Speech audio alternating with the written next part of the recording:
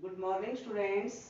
आज हम कबीर दास की जो हमारा चैप्टर है काव्य खंड में कबीर के शब्द और साखियां, तो इसमें क्या है, टू पार्ट है कबीर के।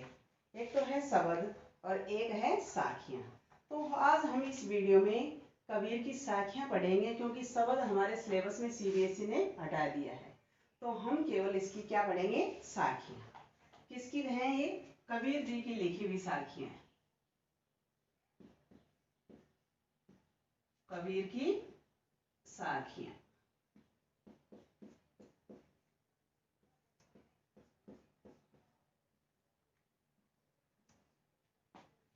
क्योंकि अभी हमारा प्री मिड एग्जाम हुआ था, तो उसमें प्री मिड टर्म एग्जाम में हमारे चैप्टर आ गए थे। इसमें कौन सा दिया था हमने? ललदत का वाक दिया था, ठीक है। तो आगे जो हाफ ईयरली एग्जाम होगा उसके लिए हमें ये चैप्टर करना होगा, कबीर की साखियां। तो सबसे पहले हम कबीर जी के बारे में पढ़ते हैं। देखिए, सुनिए ध्यान से। कबीर के जन्म और मृत्यु के बारे में अनेक किंवदंतियां हैं। किंवदंतियां का मतलब क्या होता है कि लोगों द्वारा कही हुई बातें हैं, पता नहीं उनके बारे में कुछ अनेक तरह की बातें बताई गई हैं। तो कुछ किंवदंतियां प्रचलित है।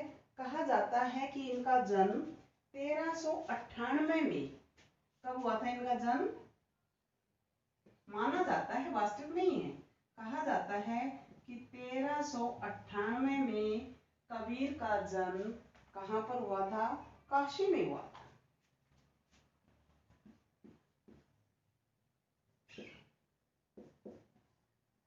काशी में हुआ,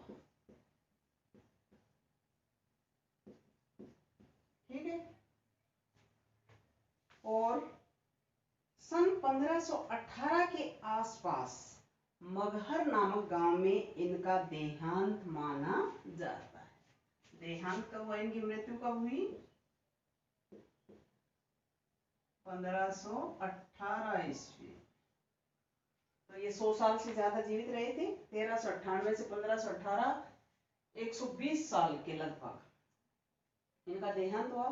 कबीर ने विधिवत शिक्षा नहीं पाई थी, जैसे हम बच्चों को शिक्षा दिलाते हैं इस तरह से उन्होंने शिक्षा नहीं पाई, परंतु सत्संग, ये सत्संग में गए, सत्संग, अच्छे लोगों का संग इनके साथ रहा।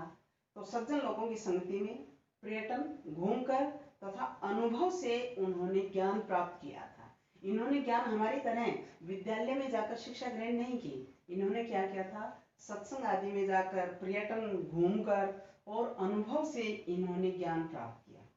भक्ति कालीन निर्गुण संत परंपरा के प्रमुख कवि कबीर की रचनाएं मुख्यतः किसमें संग्रहित हैं? कबीर ग्रंथावली में इनकी रचनाएं मिली हैं हमें। भक्ति कालीन निर्गुण धारा के संत कवि रहे हैं। किस धारा के? भक्ति कालीन निर्गुण धारा के। भक्ति कालीन निर्गुण धारा के संत कवि रहे हैं।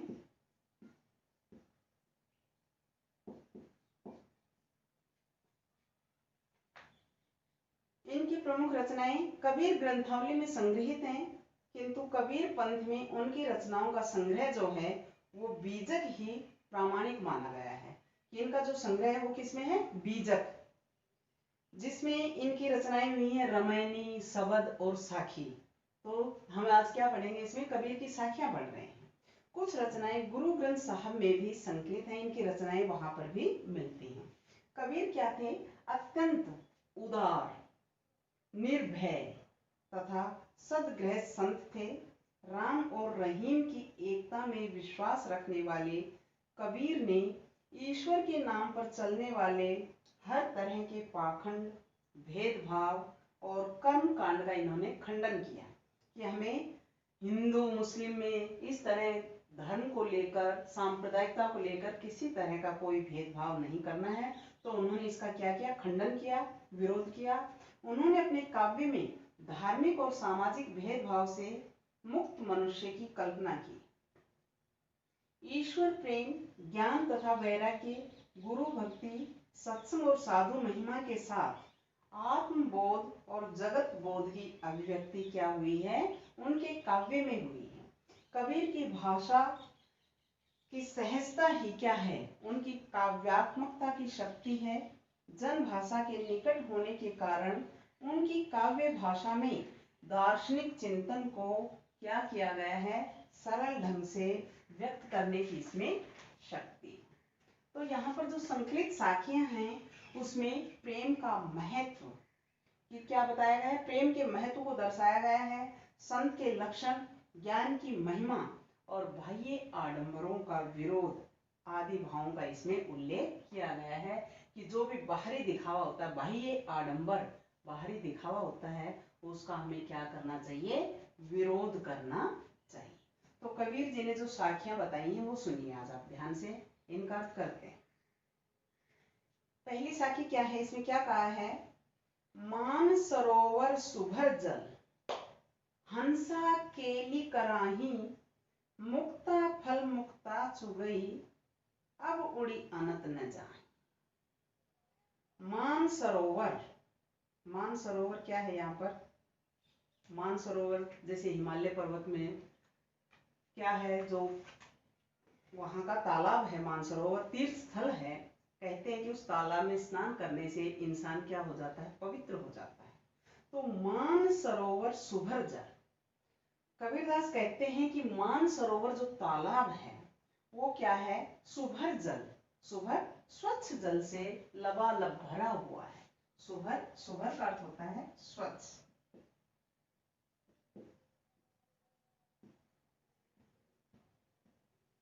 स्वच्छ जल से भरा हुआ है।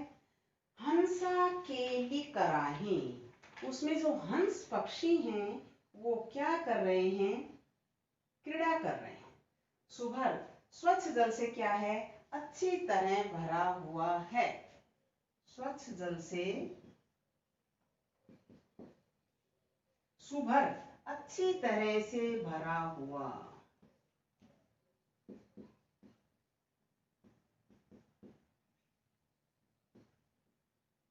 क्या है, वो अच्छी तरह से भरा हुआ है तालाब, स्वच्छ जल से, मानसरोवर तालाब है वो स्वच्छ जल से भरा हुआ है। और उसमें क्या कर रहे हैं, हंस जो पक्षी हैं, केली, केली का अर्थ होता है क्रीड़ा, केली का क्या अर्थ होता है, क्रीड़ा, खेलना, क्रीड़ा करना। हंसी, हंसा केली करार, उसमें हंस पक्षी हैं वो क्या कर रहे हैं, क्रीड़ा कर रहे हैं। मुक्ता फल, मुक्ता फल क्या है, मोती, कि वो उसमें से क्या कर रहे हैं, मोती निकाल रहे हैं। उस पानी के अंदर से, हंस पक्षी होते हैं तालाब के अंदर रहते हो, तो वो क्या कर रहे हैं, उसमें से मोती निकाल रहे हैं, चुग रहे हैं। मुक्ता फल मुक्ता चुगई, अब उड़ी अनत न जाए, अर्थात अब वो क्या कर रहे हैं, वो उसी तालाब में रहना चाहते हैं। वो हंस पक्षी हैं, वो वहां से उड़कर अन्यत्र दूसरी जगह नहीं जाना चाहते। तो इसमें कहने का अर्थ क्या है, कबीरदास जी क्या कहते हैं कि जो मानसरोवर तालाब है वो स्वच्छ जल से लबालब भरा हुआ है और उसमें जो हंस पक्षी हैं वो क्या कर रहे हैं, केली कराई, क्रीड़ा कर रहे हैं उसके अंदर। मुक्ता फल मुक्ता चुगई, और वो उसमें से मोती निकाल रहे हैं। अब उड़ी अनंत न जाए, अब उनका मन वहां से उड़कर अन्यत्र कहीं दूसरी ओर जाने का उनका मन नहीं कर रहा है। तो इस साखी का निहित अर्थ क्या है कि जो भक्त का क्या है, मन रूपी सरोवर जो है, मन रूपी जो तालाब है, जो भक्त होता है, ईश्वर का भक्त होता है, उसका मन क्या है, यहाँ पर सरोवर माना गया है कि मन रूपी सरोवर क्या है, आनंद रूपी स्वच्छ जल से भरा हुआ है। जल क्या है, आनंद, कि मन है वो उसका आनंद से भरा हुआ है। और उसमें जो जीवात्मा होती है हमारी, वो क्या है, हंस की तरह, हंस पक्षी की तरह उसमें निवास कर रही है। और वो व्यक्ति क्या कर रहा है, मोक्ष की प्राप्ति करना चाहता है। मोक्ष की प्राप्ति कब होती है, जब इंसान अच्छे कर्म करता है, सदकर्म करता है, तो उसे मोक्ष की प्राप्ति होती है। जो आवागमन होता है उससे छुटकारा मिल जाता है। तो क्या कहा है, मुक्ता फल मुक्ता चुगई, उसमें जो जीवात्मा रूपी हंस है वो उसके अंदर क्या कर रहा है, विहार कर रहा है, अर्थात वो व्यक्ति मोक्ष की प्राप्ति करना चाहता है। अब वह ईश्वर को छोड़कर कहीं और नहीं जाना चाहता। उस मानसरोवर में पवित्र जल में उसका मन इस तरह से निवास कर रहा है। नेक्स्ट है, प्रेमी ढूंढत मैं फिरो, प्रेमी मिले न कोई, प्रेमी को प्रेमी मिलई, सब विष अमृत हो। इसमें प्रेमी, प्रेमी का मतलब क्या है? सच्चा ईश्वर भक्त। प्रेमी ढूंढत मैं फिरत, एक ईश्वर भक्त है, सच्चा भक्त है, वो क्या कह रहा है कि मैं दूसरे ईश्वर भक्त को खोज रहा हूं।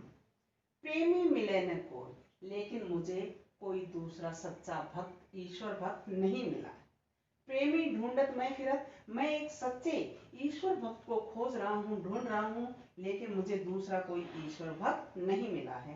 प्रेमी को प्रेमी मिले, यदि एक सच्चे ईश्वर भक्त को दूसरा ईश्वर भक्त मिल जाता है, सच्चा ईश्वर भक्त मिल जाता है, तो क्या है? सब विष अमृत हो।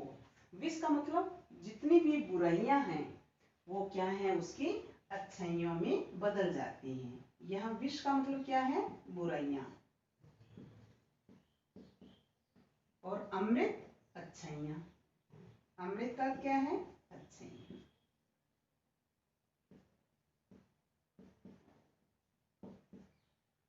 तो क्या कह रहे हैं कि जब एक सच्चे ईश्वर भक्त को दूसरा सच्चा ईश्वर भक्त मिल जाता है, प्रेमी को प्रेमी मिल जाता है, कि ईश्वर भक्त को दूसरा सच्चा ईश्वर भक्त मिल जाता है, तो उसके अंदर जितनी भी बुराइयां होती हैं वो सब क्या होती हैं? उसकी अच्छाइयों में बदल जाती हैं। जितनी भी बुराइयां हैं वो सभी बुराई उसकी अच्छाइयों में बदल जाती हैं। वो जो विष है वो अमृत बन जाता है।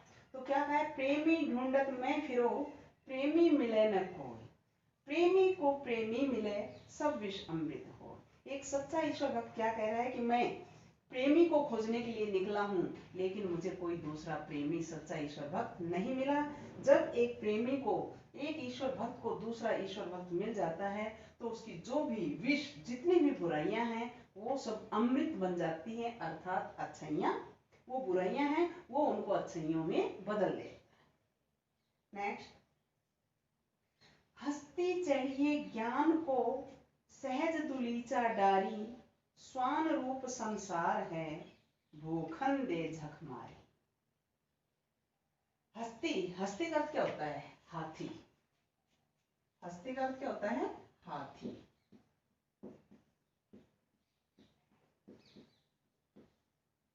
हस्ती चढ़िए ज्ञान की, सहज दुलीचा डारी, डारी त्यागना, छोड़ देना।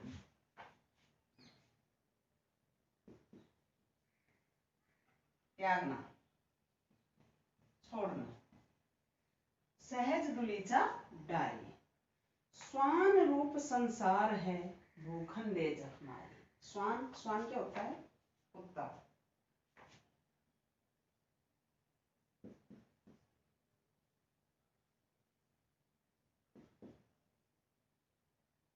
भूखन दे, भौंकना, झक मारी, कि झक मारते रहते हैं, यूं ही वो उसके ऊपर भौंकते रहते हैं। तो इसमें क्या कहा है? हस्ती चढ़िए ज्ञान को, सहज दुलीचा डारी। कबीरदास जी क्या कहते हैं कि हे साधको, सहज समाधि का आसन बिछाओ तुम। कि हमें क्या करना है? प्रभु को प्राप्त करने के लिए हमें समाधि लगानी है, तो सहज समाधि का हमें आसन बिछाना, उस पर बैठना है। सहज दुलीचा डारी, आसन बिछाकर हमें क्या करना है? ज्ञान रूपी हाथी की सवारी करनी, कि हमें ज्ञान प्राप्त करना है। तो किस की सवारी करनी है? हमें ज्ञान रूपी हाथी की सवारी करनी है, उस पर चढ़ जाना है। हस्ती चढ़िए ज्ञान को, सहज दुलीचा डारी, कि हमें ज्ञान रूपी हाथी की सवारी करने के लिए हमें क्या करना है? सहज समाधि लगा लेनी है, उस पर आसन बिछा लेना है, अर्थात हमें क्या करना है? प्रभु को प्राप्त करना है। तो हस्ती चढ़ी ज्ञान को, सहज दुलीचा डारी, स्वान रूप संसार है। ये जो संसार है ये तो क्या है? कुत्ते की भांति है। भूखन दे झक मारी, कि जो सच्चे ईश्वर भक्त होते हैं वो अपने क्या होते हैं? ईश्वर साधना में लगे रहते हैं, और लोग क्या करते हैं? उनकी बुराइयां करते रहते हैं, उन पर तरह तरह की, उन्हें, उनके ऊपर तरह तरह की बातें बनाते रहते हैं। तो क्या कह रहे हैं कि हमें क्या करना है? उन लोगों की तरफ ध्यान नहीं देना है जो सच्चे ईश्वर भक्त नहीं है। वो तो क्या है? वो तो एक कुत्ते की भांति होते हैं। ये संसार है, संसार में जो भी लोग हैं वो क्या हैं, कुत्ते की भांति रहते हैं कि जो क्या करते हैं उनको देखकर यूं ही झक मारते रहते हैं, भौंकते रहते हैं। जो ज्ञानी लोग होते हैं वो उन लोगों की परवाह नहीं करते हैं, वो अपनी ईश्वर भक्ति में, प्रेम साधना में लगे रहते हैं। तो इसमें क्या कहा है, कबीरदास जी क्या कहते हैं, कबीर जी क्या कहते हैं कि हे साधको, सहज समाधि का आसन बिछाकर तुम ज्ञान रूपी हाथी की सवारी करो। अर्थात ज्ञान प्राप्ति के लिए क्या करना है, सहज समाधि लगा लेनी है। फिर ये जो संसार है ये कुत्ते की भांति है, उनकी तरफ आप ध्यान मत दो, उन लोगों की परवाह मत करो जो क्या करता है, व्यक्ति को आगे बढ़ने की बजाय उन्हें पीछे खींचता रहता है, धकेलता रहता है। तो हमें उन लोगों की परवाह नहीं करनी है, आगे बढ़ना है। नेक्स्ट, पखा पखी के कार नहीं, सब जग रहा भुलान, निरपख होई के हरि भजई, सोई संत सुजान। पखा पखी, पक्ष विपक्ष के कारण। क्या होता है, पखा पखी का मतलब पक्ष और विपक्ष के कारण।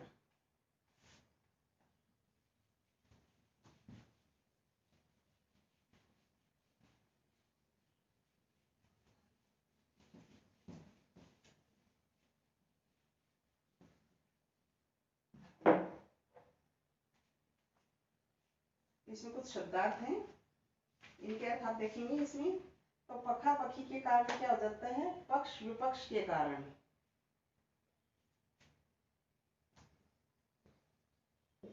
पखा पखी,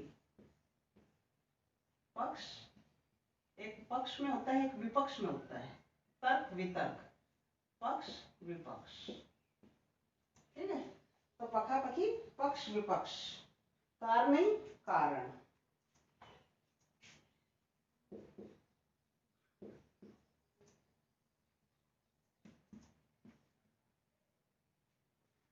तो इसमें क्या कहा है, पखा पखी के कार नहीं, सब जग रहा भुलान, निरपख होई के हरि भजई, सोई संत सुजान।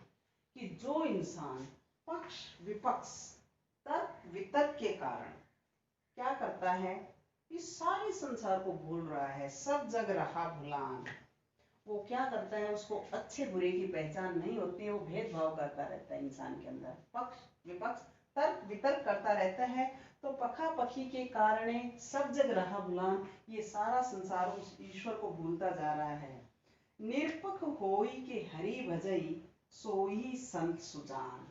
जो सज्जन इंसान होता है, जो क्या करता है, वो निरपख निष्पक्ष भाव से, निरपख का मतलब बिना किसी भेदभाव के, निरपख निष्पक्ष भाव से,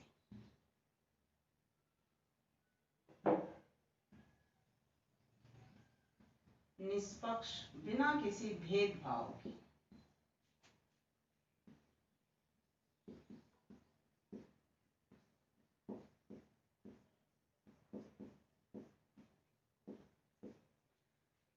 तो इसमें क्या कहा है, निरपख होई के हरि भजई, सोही संत सुजान। कि जो इंसान बिना किसी पक्ष विपक्ष के निष्पक्ष भाव से हरि के भजन करता है, ईश्वर को याद करता है, वही सच्चा इंसान कहलाता है। सोई संत सुजान, वही सज्जन इंसान होता है। कौन, जो बिना किसी भेदभाव के निष्पक्ष भाव से क्या करता है, पखा पखी के कारण, जो क्या करता है, पक्ष विपक्ष के कारण सब जग रहा भुलान, पूरे संसार को भूल रहा है। अर्थात लोगों में क्या होता है, सांप्रदायिक भेदभाव होता रहता है, तो उसके कारण वो क्या करते हैं, लोगों में आपस में लड़ाई झगड़े दंगे फसाद होते रहते हैं, अपने अपने धर्म को लेकर सांप्रदायिक भेदभाव होते रहते हैं। तो इसमें क्या कहा है कि हमें बिना किसी भेदभाव के निष्पक्ष भाव से ईश्वर की भक्ति करनी चाहिए, वही सच्चा ज्ञानी कहलाता है, वही संत सुजान, वही इंसान सच्चा इंसान कहलाता है, वही सच्चा ज्ञानी होता है, ईश्वर भक्त। नेक्स्ट, हिंदू मुआ राम कही, मुसलमान खुदाई, कहे कबीर सो जीविता, जो दोहों के निकट न जाए। इसमें कबीरदास ने देखो क्या कहा है, हिंदू मुआ राम कही, मुआ मर जाना, मुआ का मतलब मर जाना, मर गया, मरना। हिंदू तो क्या करते हैं, राम राम कहते कहते मर गए। अपने अपने धर्म को लेकर हिंदू किस में विश्वास करते हैं, राम नाम जपते हैं। ईश्वर को जब याद करते हैं तो वो राम राम करते हैं। और मुसलमान खुदा कहते कहते उन्होंने अपना जीवन त्याग दिया है। तो हिंदू मुआ राम कही, मुसलमान खुदाई। हिंदू अपने ईश्वर को राम राम कहते कहते मर गए हैं और मुसलमान खुदा कहते कहते मर गए हैं। कहे कबीर सो जीविता, जो दोहों के निकट न जाए। लेकिन यहाँ पर कबीर जी ने क्या कहा है कि वही इंसान जीवित है, वही सच्चा ज्ञानी माना गया है, उसी को ईश्वर की प्राप्ति हो पाई है जो इन दोनों से दूर रहा है। न तो उसने राम में विश्वास किया है और न ही खुदा में। अर्थात कहने का मतलब क्या है कि ईश्वर एक ही होता है और हम क्या करते हैं, उनको अलग अलग नामों से, अपने अपने धर्म के कारण उन्हें अलग अलग नामों से पुकारते रहते हैं। हिंदू राम राम करते रहते हैं, जबकि मुसलमान खुदा खुदा करते करते वो मर जाते हैं। लेकिन कबीरदास जी क्या कहते हैं कि वही जीवित माना गया है जो इन दोनों के निकट नहीं गया है। अर्थात अपने धर्म को लेकर इस तरह का, किसी तरह का कोई भेदभाव नहीं करता है, मत मतांतर नहीं रहा है उनको नाम को लेकर कि ईश्वर क्या है, ईश्वर तो एक ही है। और वो क्या करता है, मनुष्य के सच्चे मन में, सच्चे हृदय में निवास करता है। हम ईश्वर को खोजने के लिए अपने अपने धर्म के अनुसार मंदिर में जाते हैं, मस्जिद में जाते हैं, ठीक है, तो उन तीर्थ स्थलों पर जाते रहते हैं। तो कबीरदास ने क्या कहा है कि वही इंसान जिंदा है, जीवित है, जो इन दोनों के निकट नहीं गया है, इन दोनों से दूर। नेक्स्ट, हाँ, इसमें ही बताया है, अगला है हमारा, काबा फिर काशी भया, रामई भया रहीम, मोट चून मैदा भया, बैठी कबीरा जी। अब इसमें क्या कहा है कि काबा फिर काशी भया। जैसे काबा, काशी, ये तीर्थ स्थल हैं कि लोग क्या क्या करते हैं, अपने अपने धर्म के अनुसार अपने अपने तीर्थ स्थलों पर जाते हैं। तो काबा फिर काशी भया, काबा मुसलमानों का तीर्थ स्थल है, काशी है वो हिंदुओं का पवित्र तीर्थ स्थल है। राम ही भया रहीम, राम, हिंदू क्या करते हैं, राम को, जबकि मुसलमान रहीम करते हैं। तो क्या कहा है कि धार्मिक, इसमें कबीरदास जी ने धार्मिक संकीर्णता को, धार्मिक धर्म को लेकर जो संकीर्णताएं, जो विचारधाराएं बनी हुई है लोगों की, उनको त्यागने का संदेश देते हुए कबीरदास जी क्या कहते हैं, इस साखी के अंदर कबीरदास ने धार्मिक संकीर्णता को त्यागते हुए, संदेश देते हुए कहते हैं कि काबा फिर काशी भया, काबा तो काशी बन गया और राम ही भया रही, राम रहीम बन गया। अर्थात काबा, काशी, राम, रहीम, इनमें किसी तरह का कोई भेदभाव नहीं रहा है। मोट चून मैदा भया, बैठे कबीरा जी। मोट चून, मोटा चून, जिसको हम क्या करते हैं, खाने योग्य नहीं समझते, वो अखाद्य बन जाता है। तो क्या कहा है, मोट चून मैदा भया, बैठी कबीरा जी। उसे खाते हुए, मोटे चून को खाते हुए क्या होता है, आनंद की अनुभूति नहीं होती है। मोटा चून जो खाने योग्य नहीं है और अब वो क्या बन गया है, मैदा बन गया है, मैदा बारीक बन गया है, जिसको खाते हुए आनंद की अनुभूति होती है। अर्थात कहने का मतलब क्या है, धार्मिक एकता एवं समानता रखने से ही समाज का हित होता है, समाज की भलाई होती है। इसलिए हमें क्या करना है, धार्मिक एकता और समानता को बनाए रखना है। धर्म को लेकर हमें किसी तरह का कोई भेदभाव नहीं करना है, उन दोनों में हमें समानता बनाए रखनी है।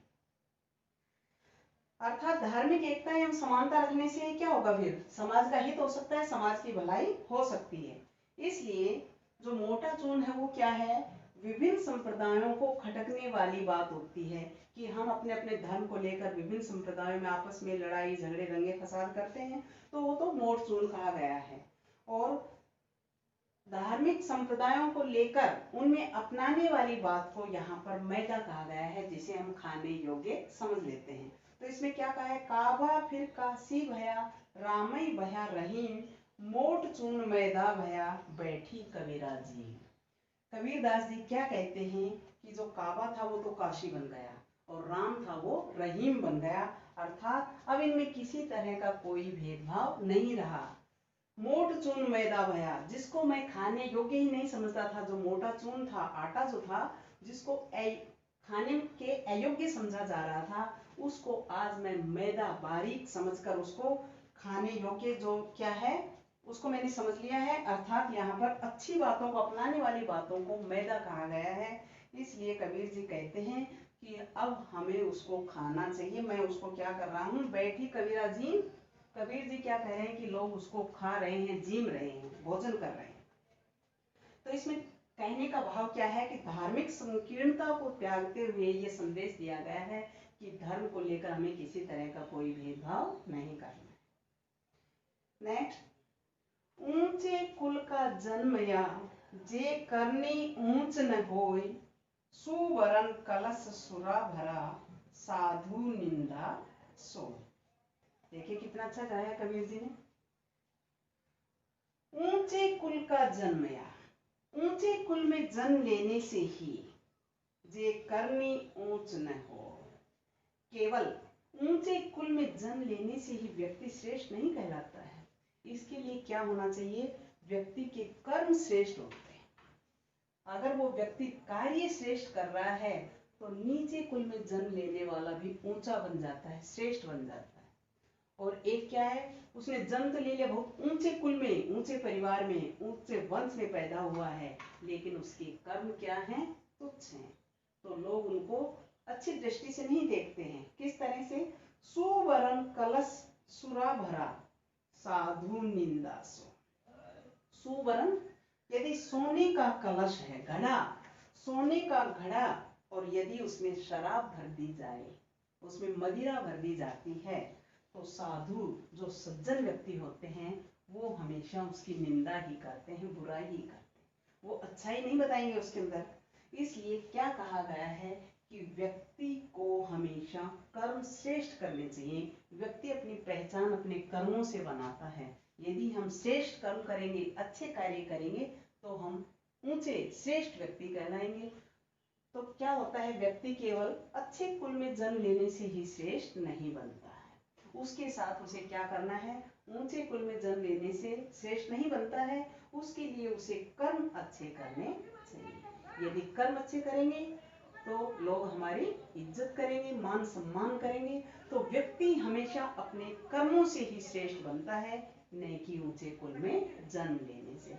किस तरह से, जिस तरह से सोने का घड़ा है, दिखने में क्या है, वो बाहरी दिखावट क्या है, बड़ा सुंदर है, सोने का घड़ा है, लेकिन उसके अंदर क्या है, अंदर विष, अर्थात मदिरा, शराब भरी हुई है, बुराई है व्यक्ति के अंदर, और दिखने में वो बड़ा सुंदर है, बहुत अच्छे परिवार में पैदा हुआ है, श्रेष्ठ कुल में जन्म लिया है, लेकिन उसके कर्म क्या है, निंदनीय है, निंदा करने योग्य है, तो लोग उसको सम्मान नहीं देंगे। इसलिए कहा गया है कि ऊंचे कुल का जन्म या, जे करनी ऊंच न होय, सुवरन कलश सुरा भरा, साधु निंदा सो। कबीर जी ने कितना अच्छा कहा है कि व्यक्ति ऊंचे कुल में जन्म लेने से ही श्रेष्ठ नहीं बनता है, उसके कर्म ऊंचे होने चाहिए, श्रेष्ठ होने चाहिए। जिस तरह से सोने से भरा हुआ घड़ा